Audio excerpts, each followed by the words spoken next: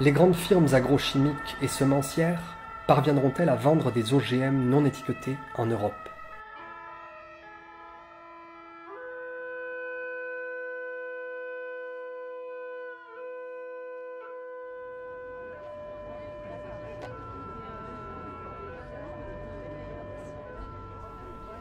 Une majorité écrasante de la population européenne rejette les OGM, et de nombreux États membres ont interdit leur mise en culture. Cependant, les entreprises de l'agrochimie qui développent activement de nouvelles biotechnologies font pression pour diffuser de nouveaux OGM dans nos champs et nos assiettes. Leur stratégie? Contourner la réglementation européenne en affirmant que ces OGM nouvelle génération ne peuvent être considérés comme des OGM. L'enjeu est de taille, comme en témoigne, en France, la tension qui règne au sein du Haut Conseil des biotechnologies, le HCB. Alors que cette instance doit rendre un avis au gouvernement sur le statut de ces nouveaux OGM, 8 organisations de la société civile et paysanne ont en effet suspendu leur participation pour dénoncer un débat tronqué dans une institution où des scientifiques, souvent liés à l'industrie, occupent les postes clés et orientent les débats.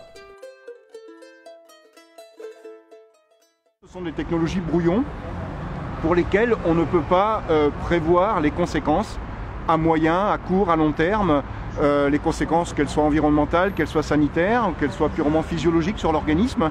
Et c'est pour cette raison que je me suis engagé sur cette question, parce que voir que l'on est capable aujourd'hui de mettre des OGM, de les disséminer à grande échelle dans l'environnement et que ça puisse finir dans les assiettes sans qu'on ait pris le soin d'évaluer correctement ces technologies en toute transparence, c'est quelque chose évidemment que je ne peux pas supporter à la fois en tant que scientifique et en tant que citoyen. Nous sommes en avril 2016 et une mobilisation informative s'organise devant les locaux d'AgroParisTech où devait se tenir une assemblée générale du HCB. Signe que l'institution refuse le dialogue avec ses membres démissionnaires, l'assemblée générale a finalement été annulée. Le HCB n'a pas rempli son rôle, puisque des débats au niveau du comité économique, éthique et social, il n'y en a pas eu, il a été empêché pendant de longs mois. Et il a été conduit à la sauvette lors d'une séance mi-décembre 2015. Mais impossible d'en tirer des éléments lisibles pour les gouvernements qu'on est censé éclairer. Alors que le HCB est censé être une institution indépendante rendant au gouvernement des avis pluriels sur les questions touchant aux biotechnologies, le débat sur les nouveaux OGM a été étrangement mené. Aucune des questions économiques, éthiques et sociales que posent ces biotechnologies n'a été débattue. Et plus grave encore, l'avis divergent d'un scientifique, Yves Berthaud, a été effacé du rapport donné au gouvernement. Mais je n'oublie pas que dans votre étude de faisabilité, il y a un point important qui est que, en gros, l'agriculture doit montrer que les biotechnologies, ces nouvelles biotechnologies sont utilisables, sont intéressantes, etc. Et sous-entendu que l'encadrement ne doit pas être trop fort, ce qui ouvrira après la possibilité de transformer des animaux et autre chose. C'est quelque chose qui est sous-jacent à cette étude de faisabilité. Ma position en tant que scientifique, c'est que je dois fournir avant tout des éléments clairs et intelligibles, non biaisés, et j'insiste sur ces termes de non biaisés, parce que la société civile doit pouvoir débattre et décider de ce qu'elle désire comme avenir. Yves Berthaud, dont l'avis censuré attirait l'attention sur la présence d'effets non intentionnels résultant de l'utilisation de ces techniques, a lui aussi démissionné pour exprimer son désaccord avec un rapport qu'il estime incomplet et partial. Vidé de son avis divergent, le rapport transmis au gouvernement par le HCB était donc très favorable aux nouveaux OGM, ce qui a conduit le gouvernement à se positionner en faveur d'une déréglementation. Aujourd'hui, le gouvernement a décidé de s'appuyer sur la seule conclusion d'un groupe de travail qui avait été constitué au sein du comité scientifique pour déréglementer une bonne partie des nouvelles techniques, c'est-à-dire pour que le consommateur ne soit pas averti, qu'il n'y ait pas de traçabilité, pas d'étiquetage et qu'il n'y ait pas d'évaluation des risques environnementaux, des risques pour la santé et des conséquences pour les filières économiques, des conséquences sociales et des débats éthiques que ces techniques pose quand même. Sur le nouveau mandat qui a été lancé par le HCB, on est bien loin de parler de démocratie participative, puisqu'on vit un réel déséquilibre par rapport aux positions qui sont représentées, aux places et un petit peu aux personnes de pouvoir qui sont. On a Limagrin qui est présent à des postes clés, par exemple. Donc ça pose question sur les modalités d'une démocratie participative, sur d'éventuels conflits d'intérêts, déclarés ou pas.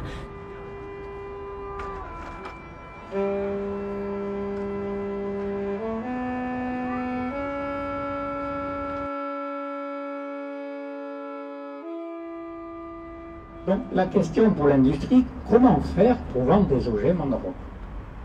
Ils ont essayé depuis maintenant une vingtaine d'années, ils n'y arrivent pas.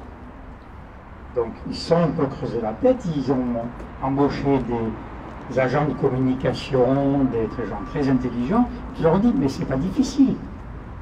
Il suffit de vendre des OGM qui ne sont pas étiquetés OGM. Il suffit de ne pas dire que c'est des OGM. À partir de là, les agriculteurs vont les cultiver, même s'ils n'en veulent pas, même s'ils sont bio, même s'ils sont conventionnels et qu'ils ne veulent pas d'OGM, et les consommateurs qui n'en veulent pas, ils vont en manger. Et ils ont inventé les techniques que vous a décrit Daniel, où effectivement il n'y a pas la trace de l'ADN modifié qu'on a fait rentrer dans la plante, dans le produit qu'on commercialise. Et donc à partir de là, ils ont dit c'est pas des OGM. Le problème c'est que si on regarde la réglementation européenne, qui dit que est OGM un organisme qui a été modifié par des procédés non naturels, de recombinaison ou de multiplication non naturelle. Bon, en procédé, il n'est pas du tout naturel. Ça se fait en boîte de pétri, sur des cellules isolées des plantes. Une cellule isolée de sa plante, elle crève. Là, ils les font vivre et ça les fait muter. C'est pas naturel. Donc c'est un OGM, point à la ligne. Donc leur problème, c'est quoi? C'est qu'il va falloir modifier la réglementation OGM.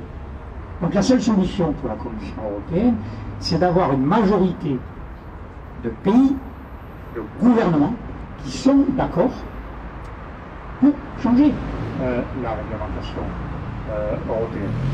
En gros, aux États-Unis, l'USDA et l'Argentine considèrent, maintenant il y a d'autres pays qui commencent à se positionner là-dessus, qui disent que ce type d'organisme ne rentre pas dans le système de dérégulation classique des OGM. Maintenant, est-ce qu'on veut prendre une décision en Europe pour ou contre? Je ne sais pas, je pense que vous êtes au courant qu'on attend depuis des mois et des mois que l'Europe se positionne. Ça vient d'être rejeté la semaine dernière, encore de quelques mois. Si on prend encore une décision, comme on a pris des décisions ultra restrictives, on va repartir à l'âge de pierre technologique. Et oui, tout ce que l'on apportera, on mangera, viendra de pays qui ne seront pas européens. Je n'ai pas vu d'amendement qui demandait d'interdire. À mon sens, à moins que je l'ai mal lu, la réglementation européenne OGM ne parle pas d'interdiction. Nous sommes sortis de la période du moratoire, qui d'ailleurs était un moratoire de facto et non pas un moratoire législatif. À l'heure actuelle, on parle d'évaluation, on parle de traçabilité des étiquetages, on parle de suivi. Concentrant des investissements en constante progression pour atteindre aujourd'hui plusieurs milliards de dollars par année, les biotechnologies et leurs promoteurs disposent d'une force de frappe à laquelle nos politiques sont malheureusement extrêmement sensibles, comme le prouve l'influence dont disposent des entreprises comme Limagrin, le 4e semencier mondial, véritable Monsanto à la française. S'appuyant sur un discours très bien rodé, ces entreprises et leurs représentants cherchent à faire des biotechnologies l'unique solution pour répondre aux défis qui se dressent devant nos sociétés, que ce soit défendre l'économie nationale, lutter contre la faim dans le monde ou répondre au changement climatique. C'est que parler d'agriculture durable et compétitive, puisque c'est le titre de notre table ronde, ne peut se faire qu'en partageant ensemble le constat que les défis sont immenses et les ressources limitées. Pour parvenir à nourrir 8 milliards d'hommes à l'horizon 2030, il va falloir produire plus et mieux, en préservant les ressources. Et pour ce faire, nous ne pourrons pas nous passer de l'innovation et du progrès technique. Sinon, vous avez ces vaches sans cornes dont vous parliez, qui ont été faites par une société qui s'appelle Recombinetics dans le Minnesota, qui ont été faites aussi récemment là-dessus. Recombinetics aussi a fait des porcs. Il y a une société chinoise qui s'appelle GBI qui a fait des micro-cochons. Il y a sinon Calixte, qui est une société qui est détenue par Selectis à 100%, qui se trouve dans le Minnesota, qui vient de récolter 30 tonnes de soja, qui a une forte teneur d'acide oléique. Il y a le premier champ de pommes de terre résistantes au froid qui a été récolté au mois d'octobre, dont il y a un nouveau champ qui va être planté. Et il y a un blé qui est résistant au mildiou, qui va être planté très bientôt aux États-Unis là-dessus. En gros, c'est à peu près ça, en fait, les choses qui existent vraiment. Je ne parle pas des applications de recherche, je parle des applications industrielles. Le ton altruiste, presque religieux de ces entreprises, ne saurait cacher l'ironie de discours qui consiste à faire du problème la solution, comme si le feu pouvait guérir la brûlure. On nous dit par exemple qu'on va faire la technologie OGM va nous permettre de faire du maïs qui pousse sans eau. Posons-nous la question des alternatives. On a voulu mettre des gènes de sorgho dans le maïs, parce que le sorgho consomme naturellement moins d'eau que le maïs. Donc on a pris des gènes de sorgho que l'on considère être impliqués dans une partie du métabolisme crucial pour la consommation d'eau, pour les mettre dans le maïs, pour mimer le métabolisme du maïs, celui du sorgho. Il n'y a pas une alternative, planter du sorgho? Ah oui, mais on va vous dire, ça ne s'appelle pas le progrès, ça ne sort pas d'un laboratoire avec des gens en blouse blanche. Ou alors, il y a d'autres solutions. Et Daniel Evin, qui est ici, connaît bien le sujet. On pourrait, qui est un agriculteur, on pourrait aller au Mexique, qui est le berceau du maïs, et on va trouver des variétés sélectionnées par les paysans pendant des millénaires au cours de la sélection massale, qui sont des variétés qui poussent avec très peu d'eau. Voilà, donc les solutions, elles existent. On n'a pas besoin forcément que ça sorte d'un laboratoire. Et d'ailleurs, je dirais même que ce qui est prétendument des solutions sortant des laboratoires n'en sont pas. Parce que ce qui sort d'un laboratoire, c'est du tout ou rien. C'est des technologies qui ont pour but d'éradiquer. Éradiquer les insectes, éradiquer les herbes, les plantes, les dites mauvaises herbes, qui est un terme bien sûr qui ne veut rien dire. Éradiquer les champignons, éradiquer ceci, éradiquer cela. Or, la nature a horreur du vide. Quand on éradique, ça veut dire qu'on élimine un maillon de la chaîne. Et il y a d'autres maillons qui vont prendre la place et on va ne faire que déplacer le problème.